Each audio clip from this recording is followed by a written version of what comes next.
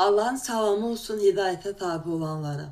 Əziz müsəlmanlar, gözəl dostlar, gəlin yenə də Allahı birlikdə zikr edək. Maidə surəsindən başlayaq. Burada bir neçə ayəni ilk ayələrdir. Allahımız buyurur ki, ey iman gətirənlərə aid. Yəni cənnətə getmək istəyənlər, ilk növbədə yəni Allahın məmnuniyyətini qazanmaq istəyənlər. İman gətirəndə bilirik ki, birinci Allahımıza, ikinci qiyamət gününə, üçüncü mələklərə, dördüncü ilahi kitablara, beşinci isə peyğəmbərlərə iman gətirmək lazımdır. Ey iman gətirənlər, Allah qarşısında borcunuzu yerinə yetirməkdə sabit qədəm olun və ədalətli şahidlər olun. Allah qarşısında sabit qədəm və ədalətli şahidlər olun. Hər hansı bir cəmaata qarşı olan kininiz sizi ədalətsizliyə sövq etməsin. Ədalətsizliyi etməyin, ədalətli olun. Mən dedim, ədalətsizliyi etməyin, Allah tapşırır. Ədalətli olun, bu təqvaya daha yaxındır. Allahdan qorxun, Allah etdiklərinizdən xəbərdardır. Allah iman gətirib yaxşı işlər görənlərə bağışlanma və böyük bir mükafat vəd buyurmuşdur. Kafir olub ayələrimizi təkzib edənlər isə cəhənnəmlikdirlər. Allahın sizə olan nemətini və eşitdik və itaat etdik dediyiniz zaman sizinlə bağladığı əhdi unutmayın. Allahdan qorxun, yəni Allaha qarşı gəlməkdən çəkinin, qorxun. Şübhə yoxdur ki, Allah ürəklərdə olanları biləndir. Deməli, Allahımız bizə nemət bəxş edib, bizi elə hər şeyi görürük, eşidirik, hiss edirik, elə nəyi görürük, eşidirik, hiss edirik. Bu özü böyük bir nemətdir. Allahımız bizi cənnətə salmaq istəyir, cənnətdə daha doğrusu keyf etməyimizi istəyir. Və biz də eşitdiyimiz zaman bunları, məsələn, Quranı biliriksə, bu böyük bir nemətdir. Allahımızın bu nemətini, yəni iman gətirin, cihad edin, malınızla, canınızla cihad edin dediyini eşidirik və eşitdiyimiz zaman eşitdik və itaat etdik deyirik. O zaman Allahla elə bir ki, əhd bağlayırıq. Allahımız buyurur ki, Allahdan qorxun. Şübhə yoxdur ki, Allah ürəklərdə olanları biləndir. Yenə təkrar oxuyum, Allah iman gətirib, yaxşı işlər görənləri bağışlayacaq və onlara böyük bir mükafat vəd buyurub cənnəti. Həmçinin bu dünyada da qurtuluş var, nicat var.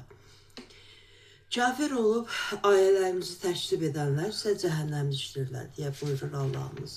İndi bu ilk ayələrinə baxaq. Maidə surəsinin 3-cü ayəsindən oxuyuram. Nəyi yemək olar, nəyi yox. Allahımız buyurur ki, ölü, yəni kəsilmədən ölüb mundar olmuş heyvan, qan, donuz əti Allahdan başqasının adı ilə Bismillah deyilmədən kəsilmiş, boğulmuş, küt alət və silahla vurulmuş, bir yerdən yıxılaraq ölmüş, başqa bir heyvanın boynuzu ilə vurulub gəbərmiş, vəhşi heyvanlar tərəfindən parçalanıb yeyilmiş, canı çıxmamış kəsdiyiniz heyvanlar müstəsnadır. Canı çıxmamış kəsdiyiniz heyvanlar müstəsnadır, Allahımız buyurur. Dikinə qoyulmuş daşlar, bütlər və ya bütpərəst qurbancaqları, məsəl üçün bu pirlərdə zata kəsirlər. Üzərində bu bütlər, yəni dikinə qoyulmuş daşlar, yəni bütlər və qurbancaq, bütpərəst qurbancaqlar üzərində kəsilmiş heyvanlar və fal oxları ilə pay bölmək sizə haram edildi. Fal oxları ilə pay bölmək sizə haram edildi.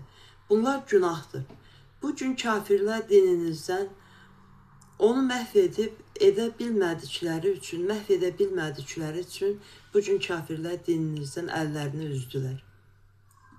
Yəni, dinimizi məhv edə bilməzlər. Kafirlər dininizdən əllərini üzdülər. Onlardan qorxmayın, məndən qorxun.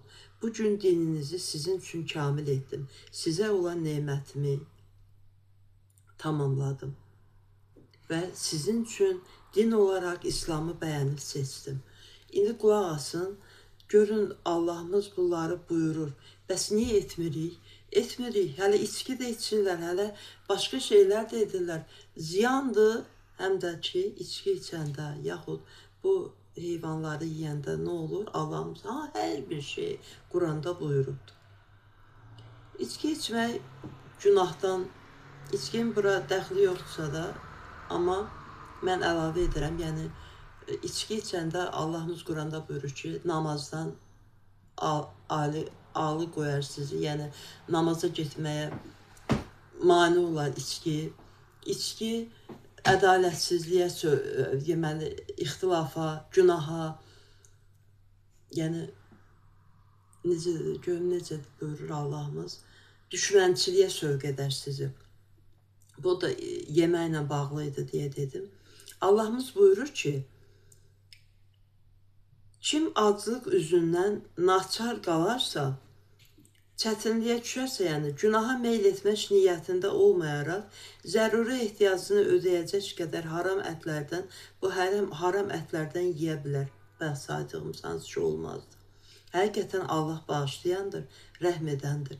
Səndən hansı şeylərin halal edildiyini soruşurlar. Deyil, bütün pak nemətlər sizə halal buyurulmuşdur. Bütün pak nemətlər bizə halal buyurulmuşdur. Allahın sizə öyrətdiyi ilə, o üsulları ilə təlim edib əhəlləşdirdiyiniz yırtıcı heyvanların, o vitir, şahin və s. ovladıqları da sizə halaldır. Onların sizin üçün tutub gətirdiklərindən yeyin və ona görə Allahın adını çəkin, Allah Əkbər, Bismillah deyin, Allahdan qorxun, şübhəsiz ki, Allah tezliklə haqq hesab çəkəndir. Bugün pak nemətlər sizə halal edilmişdir.